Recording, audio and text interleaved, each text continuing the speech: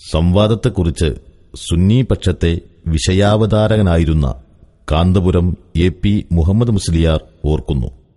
കൊട്ടപ്പുറം സംവാദം സത്യത്തിൽ മുജാഹിദുകൾക്ക് അതിന് ആഗ്രഹം വരാൻ കാരണം 1982 മുസ്ലിയാർ മരിച്ചു. സുന്നത്ത് ജമാഅത്തിനെ സംബന്ധിച്ചിടത്തോളം ഏത് കാലത്തും ഒരു പ്രഗത്ഭനായ മുജദ്ദിദ് അല്ലെങ്കിൽ പരിഷ്കർത്താവ് ഒരു പണ്ഡിതൻ ഉണ്ടാകാറുണ്ട്.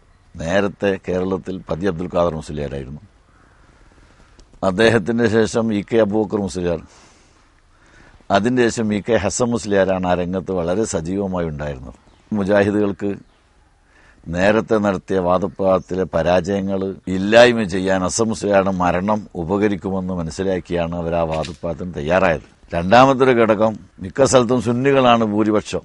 ആ ഒരു പേടി അവർക്കുണ്ട്. അവരുടെ ഏറ്റവും വലിയ സ്ഥാപനവും ധാരാളം മുജാഹിദുകളും താമസിക്കുന്ന ഒരു ഏരിയയാണ് പുളിക്കൽ എന്ന സ്ഥലം. അതിന്റെ സമീപത്താണ് ഈ കൊട്ടപ്പുറം.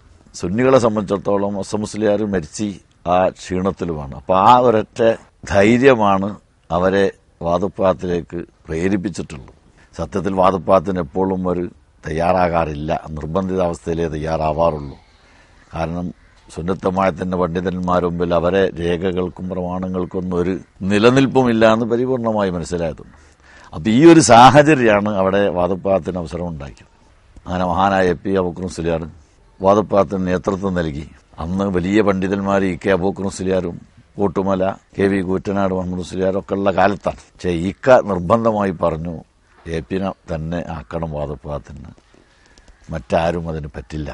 ഈക്കന്റെ ആ നിർബന്ധത്തിന് വഴങ്ങിയിട്ടാണ് ആ നേതൃത്വം എ.പി. അബൂബക്കർ മുസ്ലിയാർ ഏറ്റെടുത്തിട്ടുള്ളത്. ആ വാദപ്രവാദത്തിൽ ഏറ്റവും പ്രധാനമായി നമുക്കുണ്ടായ വിജയം, സുന്നത്ത് ജമാഅത്തിനുണ്ടായ നേട്ടം, ബഹുമാനപ്പെട്ട എ.പി. ഉസ്താദിന്റെ ചോദ്യം ഓരോന്നും ഇരുതല മൂർച്ചയുള്ള ചോദ്യങ്ങളായിരുന്നു.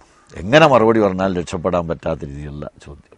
മുമ്പ് വാദപ്രവാദങ്ങളിലൊന്നും ചോദിച്ചിട്ടില്ലാത്ത ഒരു പുതിയ ചോദ്യം, ശിർക്കിന്റെ നിർവചനം എന്ത് എന്നതായിരുന്നു. അത് സത്യത്തിൽ ഒരു ഇരുതല മൂർച്ചയുള്ള ചോദ്യമാണ്. ശിർക്കിന്റെ നിർവചനം സാധാരണ അവർ പറയാറുള്ളത് അല്ലാഹു തആലാന്റെ സത്തയിലോ അവന്റെ പ്രവർത്തനങ്ങളിലോ അവന്റെ ഗുണങ്ങളിലോ മറ്റു പങ്കാരില്ല. ഇത് പറഞ്ഞിട്ട് അല്ലാഹു തആലയാണ് സഹായിക്കുന്നവൻ, അതുപോലെ സഹായിക്കാൻ വേറെ ആരും ഇല്ല, അതുകൊണ്ട് സഹായം അള്ളാഹിനോട് മാത്രമേ ചോദിക്കാൻ പാടുള്ളൂ, അള്ളാഹു അല്ലാത്തവരോട് ചോദിക്കാൻ പാടില്ല, ചോദിച്ചാൽ അവന്റെ വിശേഷണമായ സഹായിക്കുന്നവൻ എന്ന വിശേഷണത്തിലും സഹായിക്കുക എന്ന പ്രവർത്തനത്തിലും ശിർക്ക് വരും. ഇതായിരുന്നു അവരുടെ ഏറ്റവും വലിയ തത്വവും പ്രസംഗിക്കാറുള്ളത്. അവിടെ എ.പി. ഉസ്താദ് ശിർക്കിന്റെ നിർവചനം പറയാൻ അവരെ നിർബന്ധിച്ചു. നിർവചനം പറയാൻ നിർബന്ധിച്ചെങ്കിലും എ.പി. അബ്ദുൽ ഖാദർ മുസ്ലിയാരാണ് ആദ്യത്തെ ദിവസങ്ങളിൽ ഉണ്ടായിരുന്നത്. നിർവചനം അദ്ദേഹം പറഞ്ഞില്ല. എത്ര ചോദിച്ചാലും നിർവചനം പറയില്ല. അത് തന്നെ ജനങ്ങൾക്ക് വലിയൊരു മതിപ്പ് സുന്നത്ത് ജമാഅത്തിനെ സംബന്ധിച്ചിടത്തോളം ഉണ്ടായി. സാധാരണ പ്രയോഗിക്കുന്ന ഒരു തൗഹീദ് ശിർക്ക്, എന്തുകൊണ്ട് ഈ ശിർക്കിന്റെ നിർവചനം പറഞ്ഞുകൂടാ, അവ അതിനുള്ളിൽ എന്തോ ഒന്നുണ്ട് എന്ന് ജനങ്ങൾ തന്നെ ആ ചോദ്യത്തിൽ നിന്ന് മനസ്സിലാക്കി. വളരെയേറെ പ്രാവശ്യം നിർബന്ധിച്ചിട്ടും നിർവചനം പറഞ്ഞില്ല. അവസാനം പറഞ്ഞു, ഖുർആനും ഹദീസും ഒന്നും അങ്ങനെ നിർവചനം പറയുന്ന ശൈലി ഇല്ല, അതുകൊണ്ട് അതിന് നിർവചനം പറയാൻ കഴിയില്ല. അപ്പോൾ ഉസ്താദ് ചോദിച്ചാൽ ഖുർആനും ഹദീസും വേണ്ട, ഏതെങ്കിലും ഗ്രന്ഥങ്ങളിൽ നിന്നിട്ടോ നിങ്ങളെ നേതാക്കളുടെ പുസ്തകങ്ങളിൽ നിന്നിട്ടോ ഇനി നിങ്ങൾ സ്വന്തമായിട്ടോ ശിർക്കിനൊരു നിർവചനം വേണമല്ലോ. പക്ഷെ അതിനും അവർ മറുപടി പറഞ്ഞില്ല. ഈ മറുപടി പറയാനുള്ള കാരണം, അല്ലാഹു തആലാന്റെ വിശേഷണം മറ്റൊരാൾക്കും ഉണ്ടാകാൻ പാടില്ല എന്ന് മറുപടി പറഞ്ഞാൽ അത് ശിർക്കായി പോകുമെന്ന് പറയുകയാണെങ്കിൽ, മുഹമ്മദിനെ പറ്റി പരിശുദ്ധ ഖുർആനിൽ റഹീം എന്ന് പറയുന്നുണ്ട്. അല്ലാഹു തആലാനെ സംബന്ധിച്ചും റഹീം എന്ന് ഖുർആനിൽ തന്നെ ധാരാളം സ്ഥലത്തുണ്ട്. അപ്പോൾ റഹീം എന്ന വിശേഷണം അല്ലാഹു തആലാക്കുള്ളപ്പോൾ മുഹമ്മദ് നബിക്കും ആ വിശേഷണം ഉണ്ടായാൽ ശിർക്കല്ലേ എന്ന് അന്തവർ ഉസ്താദ് ചോദിക്കും. അതാണ് ആ മറുപടി പറയാൻ അവർക്ക് പ്രയാസമുണ്ടായത്. പക്ഷേ മറുപടി അവർ അവസാനം വരെ പറയാതെ എ.പി. ഉസ്താദ് പറഞ്ഞു, ശിർക്കിന്റെ നിർവചനം എല്ലാ കഴിവും അല്ലാഹു തആലാക്കാണ്.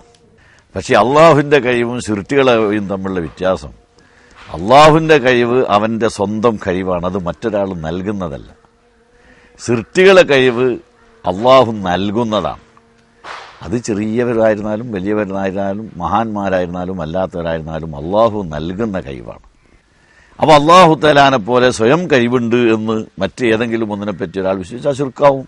സ്വയം കഴിവ് ഇല്ല, അള്ളാഹു നൽകുന്നതാണെന്ന യാഥാർത്ഥ്യം ഒരാൾ വിശ്വസിച്ചാൽ ശിർക്കാകില്ല. ഇതായിരുന്നു അവിടെ പറയാനുണ്ടായിരുന്നത്. അത് അവസാന ദിവസം അത് പറഞ്ഞു. അതാണ് റഹീം എന്ന പദം അള്ളാഹുവിനെ പറ്റി ഖുർആനിൽ പറയുന്നുണ്ട്, റസൂലുള്ളാഹിനെ പറ്റിയും പറയുന്നുണ്ട്. റഹീം എന്ന് പറഞ്ഞാൽ കരുണ ചെയ്യുന്ന ആൾ, കൃപ ചെയ്യുന്ന ആൾ. അള്ളാഹും കൃപ ചെയ്യുന്നവനാണ്, മുഹമ്മദ് നബിയും കൃപ ചെയ്യുന്നവനാണ്. എന്താ വ്യത്യാസം? അള്ളാഹു തആലാന്റെ ആ കഴിവ് മറ്റൊരാൾ നൽകിയതല്ല, അവന്റെ സത്തയിൽ നേരത്തെ ഉള്ളതാണ് നിർബന്ധമായി. മുഹമ്മദ് നബിന്റെ കഴിവ് അങ്ങനെയല്ല, അത് മുഹമ്മദ് നബിക്ക് അള്ളാഹു തആല കൊടുത്തതാ. ഇതാണ് വ്യത്യാസമുള്ളത്. ഇത് പറയാൻ അവർ എന്ത് കളി കളിച്ചിട്ടും തയ്യാറായില്ല. ഈ നിർവചനം എപി ഉസ്താദ് അവസാനം പറഞ്ഞപ്പോൾ ജനങ്ങൾക്ക് വലിയ സന്തോഷമുണ്ടാകുകയും, സത്യത്തിൽ മൂന്നാമത്തെ ദിവസം ജനങ്ങളുടെ ഭാഗത്തുനിന്ന് പ്രശ്നങ്ങളുണ്ടായി. അതിൻ്റെയും കാരണം ഇതാണ്. ഈ ശിർക്കിന്റെ നിർവചനം 3 ദിവസവും ആവർത്തിച്ച് ചോദിച്ചിട്ടും പല ചോദ്യങ്ങളുടെ കൂട്ടത്തിൽ ഇതിനു മാത്രം മറുപടി പറയാതെ ഇരുന്നപ്പോൾ, ബാക്കിയൊക്കെ എന്തോ ഒരു മറുപടി പറയുന്നുണ്ട്, ഒരു മറുപടിയും ഇതിന് പറയാതിരുന്നപ്പോൾ ആളുകൾ പ്രകോപിതരായി. അങ്ങനെയാണ് പ്രശ്നങ്ങൾ ഉണ്ടായത്. ചെറിയ രീതിയിൽ അവർക്ക് പ്രശ്നങ്ങൾ ഉണ്ടാക്കി തടിയൂരാനുള്ള വലിയ ശ്രമവും ഉണ്ടായിരുന്നു. പക്ഷേ ജനങ്ങൾ സത്യം അതുകൊണ്ട് മനസ്സിലാക്കി. പ്രധാനമായും അതാണ് അവിടെ സംഭവിച്ചത്. അതുകൊണ്ട് തന്നെ കഴിഞ്ഞ